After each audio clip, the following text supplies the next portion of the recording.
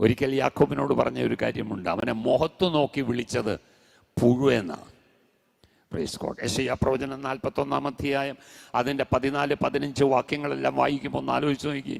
ദൈവം അവനെ വിളിച്ചത് അങ്ങനെ.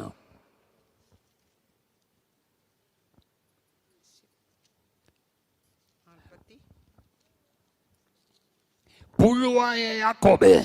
അപ്പോ സ്തോത്രം, അവിടെ ദൈവം വിളിച്ചത് തന്നെ പുഴുവായ യാക്കോബേ. ഒന്ന് ആലോചിച്ച് നോക്കി, എത്രമാത്രം ബലഹീനനാന്ന് നോക്കി. നിനക്ക് ഇത്രയുമേ ബലമുള്ളൂ.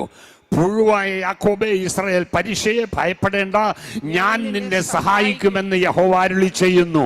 നിന്റെ വീണ്ടെടുപ്പുകാരൻ ഇസ്രായേലിന്റെ പരിശുദ്ധൻ തന്നെ. ഇതുപോലൊരു ദൈവം എനിക്കുണ്ടോ? ഇതുപോലൊരു ദൈവം എനിക്കുണ്ടെന്ന് എത്ര പേർക്ക് വിശ്വാസത്തോടെ പറയുവാൻ കഴിയും? പുഴുവാൻ. പക്ഷെ അടുത്ത വാക്യം വായിക്കുമ്പോൾ അവിടെ പറയുകയാണ്, ഇതാ ഞാൻ നിന്നെ പുതിയതും മൂർച്ചയുള്ളതും പല്ലേറിയതുമായ മെതിവണ്ടിയാക്കി തീർക്കുന്നു. ഒരു പുഴുവിനെ ബുൾഡോസറാക്കി മാറ്റാൻ എന്ന് പറഞ്ഞാൽ, ഒരു പുഴുവിന്റെ ബലത്തെ ബുൾഡോസറിന്റെ ബലമാക്കി മാറ്റാൻ കഴിവുള്ള ഒരു ദൈവത്തെയാ ഞാനും നിങ്ങളും സേവിക്കുന്നത്.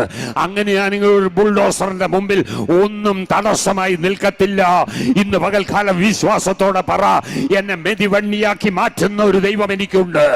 എന്നെ മെതിവണ്ടിയാക്കി മാറ്റുന്ന ഒരു ദൈവമുണ്ട്. ഞാൻ പുഴുവിന്റെ അനുഭവത്തിലായിരുന്നു.